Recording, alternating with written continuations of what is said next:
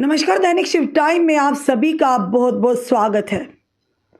Discipline, अनुशासन, Bharatiya Janata party हमेशा इसका बखान करती है कि पार्टी में किसी भी सदस्य को, पार्टी के किसी भी वर्कर को बताना चाहेंगे कि अनुशासन यानी कि डिसिप्लिन करने पर उसे पार्टी के ऊपर डिसिप्लिनरी कमेटी द्वारा उस पर कार्रवाई ज़रूर की जाए, एक्शन ज़रूर किया जाए। पिछले दिनों देखा घाटी से कुछ नेताओं पर भी इस तरह का डिसिप्लिनरी एक्शन हुआ। पर वहीं दूसरी तरफ कई ऐसे लोग हैं जो कि भाजपा के नाम लेकर कुछ भी करते हैं, यहाँ तक कि सरकारी कर्मचारियों पर हाथ तक उठा देते हैं। पर उन पर सिर्फ एफआईआर दर्ज तो होती हैं, पर वो खुलेआम घूमते हैं। बड़ी बड़ी बातें करने वाली भाजपा, डिसिप्लिन और अनुशासन की बातें करने वाली भाजपा, आज उनके ही नेता यानी कि उनके ही डीडीसी किस तरह से सरेआम गुंडागर्दी दिखाते हैं। यानी कि ये हम नहीं कह रहे, ये जो हमारे पास पूरी डिटेल है ये वो कह रही हैं।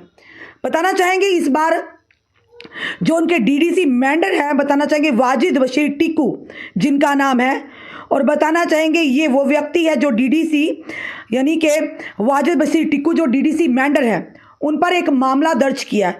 ये पहली बार मामला नहीं है, बल्कि पहले भी ऐसे कई मामले, लगभग 6 मामले दर्ज हुए हैं कि सरकारी कर्मचारियों के साथ अनपार्लियामेंट्री लैंग्वेज यानी अभद्र भाषा का प्रयोग करना, उन्हें असॉल्ट करना और साथ ही साथ यानी हाथापाई पर उतर आना, डिसिप्लिन करना। ये पहली बार नहीं है। ये डीडीसी मेंबर जो है वाजिद बशीर टिक्कू का कहना है, क्योंकि वो ये कहते हैं, ये सोचते हैं कि भाजपा में हूँ जिनकी केंद्र में सरकार है। तो क्या जिनकी केंद्र में सरकार, अगर वो आप उस पार्टी से हैं तो क्या आपको लाइसेंस मिल जाता है आपको दूसरा सरकारी अधिकारियों पर हाथ उठाने का? पूरी खबर क्या, वो भी डिटेल हम आपके समक्ष ज़रूर साझा करेंगे। पहली बार नहीं, पहले भी इन पर केसेस जो दर्ज हुए, कहाँ हुए हैं, किस किस ईयर में हुए, वो भी हम बताएंगे। पर इस बार एसडीएम जो है, बताना चाहेंगे मोहम्मद जहांगीर खान, उनके साथ यानी उनके साथ अभद्र व्यवहार करना, उनके साथ असॉल्ट करना महंगा पड़ गया।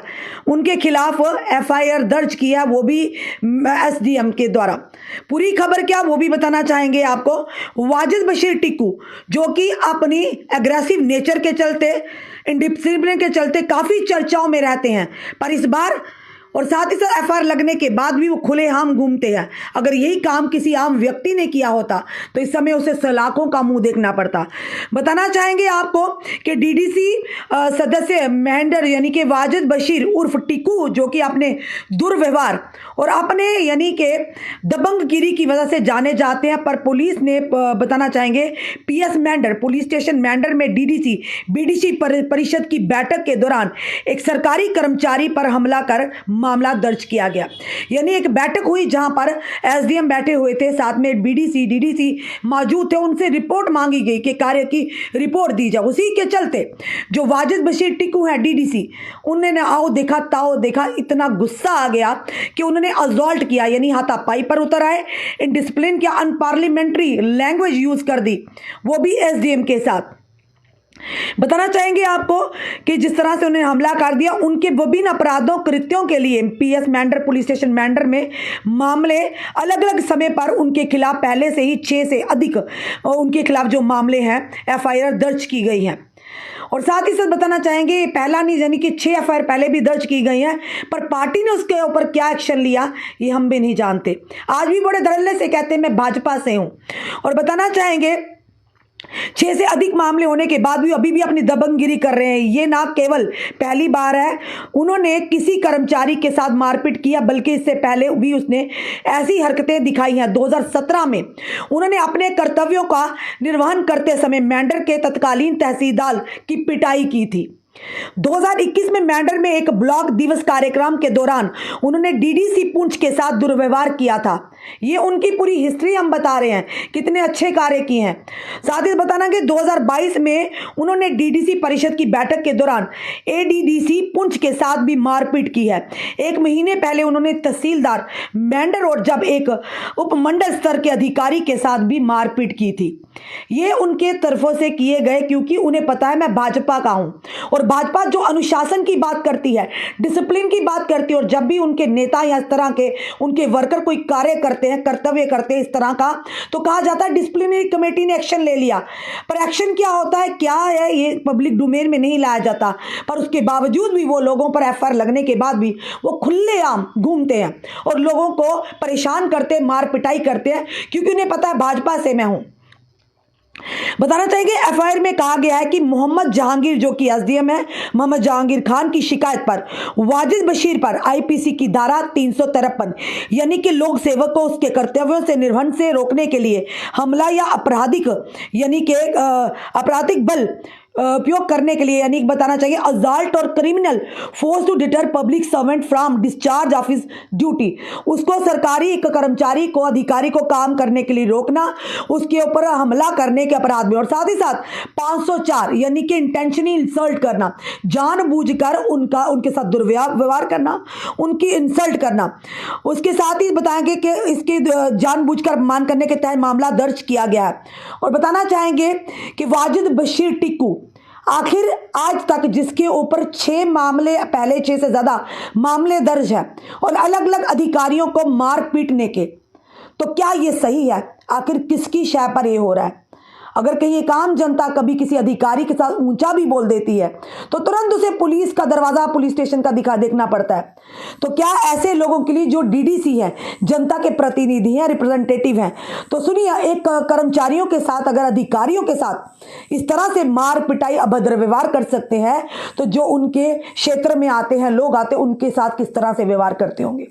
ऐसे लोग कहीं ना कहीं समाज में के लिए खतरा भी होते हैं। और देखना यह है कि अब भाजपा जो बड़ी बड़ी बातें करती है, भाजपा जो बड़े बड़े बखान करते हैं, उन्हें यह भी देखना चाहिए कि उनके नेता उनकी पार्टी का नाम ले लेकर क्या करते हैं। और कितनी इतनी एफआईआर होने के बाद भी अभी फिलहाल पुलिस ने उन्हें हिरासत में नहीं लिया है, क्योंकि एफआईआर तो दर्ज की है, बताया हमने आपको किस सेक्शन के तहत, यानी 353 और साथ ही साथ 504 के तहत ये मामला दर्ज तो किया गया। आप देखना यह है कि वाजिद बशीर टिक्कू को पुलिस हिरासत में लेती है या नहीं लेती है, क्योंकि वो बार बार कहते हैं मैं भाजपा से हूं, और भाजपा से जो होगा तो आप तो वैसे भी जानते हैं। अब देखना है डिसिप्लिनरी कमेटी, 6 एफआईआर लगने के बाद भी डिसिप्लिनरी कमेटी ने क्या एक्शन लिया, क्या रिपोर्ट दी है, क्या पार्टी से उन्हें निष्कासित किया है, या कहीं ना कहीं उन्हें आंखें मूंद ली है।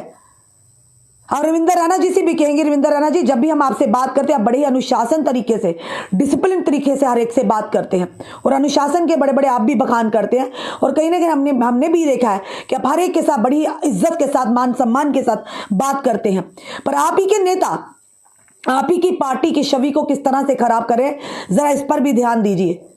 क्योंकि एक व्यक्ति चाहे विभाग का हो, चाहे किसी पार्टी का हो, जो गलत करता है तो उसका साया पूरी पार्टी पर पड़ता है और सवालों के घेरे में आती है। अब देखना आपकी डिसिप्लिनरी कमेटी जो है किस तरह के काम करती है, यानी किस तरह का आप एक्शन लेते हैं। सिर्फ कागजों में एक्शन लिया और अंदर से आप पार्टी के साथ होते हैं, पार्टी के बीच में बैठे होते हैं।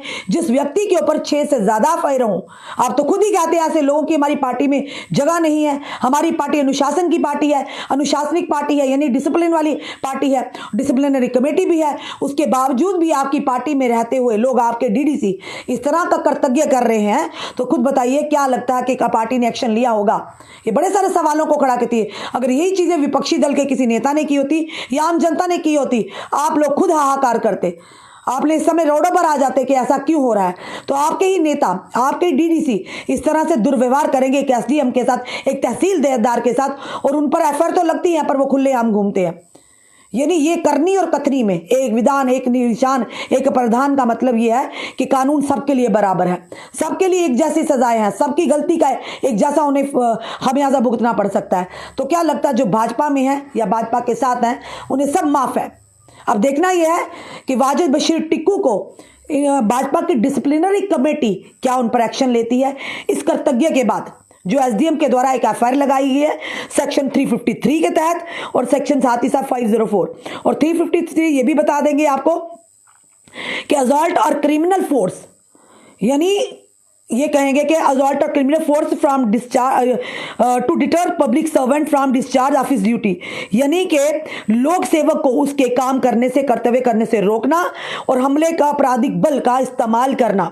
और साथ ही साथ 504 यानी कि जानबूझकर अपमान करना, डेलिबरेटली इंटेंशनली इंसल्ट करना, इन मामलों का। और ये जहाँ तक हमें जो हमें समझ में आता है, इन धाराओं की ये नॉन बेलेबल ऑफेंस है, यानी कि जो 504 है इस पर कड़ी कार्रवाई भी हो सकती है। अब देखना यह है कि इस पर कितनी कार्रवाई भाजपा के जो डिसिप्लिनरी कमेटी कहती है, रविंदर रैना प्रदेश अध्यक्ष हैं जो भाजपा के, क्या करते हैं, अशोक कौल जी हैं, कितना इन पर एक्शन लेते हैं कि आपके नेता क्या कर रहे हैं, ज़रा इस पर भी नज़र दीजिए। इधर उधर घूमने से बेटर है सर अपने नेताओं पर देखिए किस तरह से पार्टी की छवि। और जब मीडिया ये चीज़ें दिखाता तो आप लोग सोचते हैं शायद मीडिया भाजपा के एंटी भाजपा है। हम एंटी भाजपा बिल्कुल नहीं, ना ही एंटी किसी पार्टी के, ना किसी पार्टी के साथ है। पर हाँ, जहाँ पर किसी के साथ गलत होगा, वो किसी भी पार्टी का व्यक्ति होगा, नेता होगा, जो भी होगा, हम उसे ज़रूर जनता के सामने लाएंगे, जनता पब्लिक डोमेन में उन चीज़ों को ज़रूर लाएंगे, क्योंकि जनता जनार्दन है। ये सारी पूरी हमने बात बताई किस तरह से मेंढर के जो डीडीसी है वाजिद बशीर टिक्कू किस तरह से अपनी मनमानी, अपने दुर्व्यवहार के लिए जाने जाते हैं। और ये पहली बार मामला नहीं, इस बार उन्हें एसडीएम के साथ मार पिटाई और असॉल्ट किया है, उन्हें इंटेंशनली इंसल्ट किया है और दुर्व्यवहार किया है, जिसके चलते वहां पर एक बैठक थी जिसमें बीडीसी, डीडीसी और भी अन्य लोग थे। खुद सोचिए एक अधिकारी के साथ खुलेआम कितनी हिम्मत हो जाती है ऐसे लोगों की कि उन पर हमला कर देते हैं। कितनी शर्म की बात है, कितनी निंदनीय बात है एक सरकारी अधिकारी के ऊपर, और जो इन लोगों की बात सुनने के लिए आया था। ये पहली बार नहीं, पहले भी से तहसीलदार के साथ कितने सारे लोगों के साथ हमने आपको गिनाए हैं। तो क्या लगता है अगर भाजपा में है तो आपको सब माफ है, आप इनडिसिप्लिन भी करेंगे, आप दुर्व्यवहार भी करेंगे और उसके बाद भी पुलिस आपको गिरफ्तार नहीं करेगी? क्या लगता है आपको? अपने कमेंट, अपने सुझाव हमें जरूर दीजिए। इस वीडियो को जितना हो सके शेयर कीजिए। जुड़े रहिए हमारे साथ अगले अपडेट के लिए। जय हिंद, जय भारत।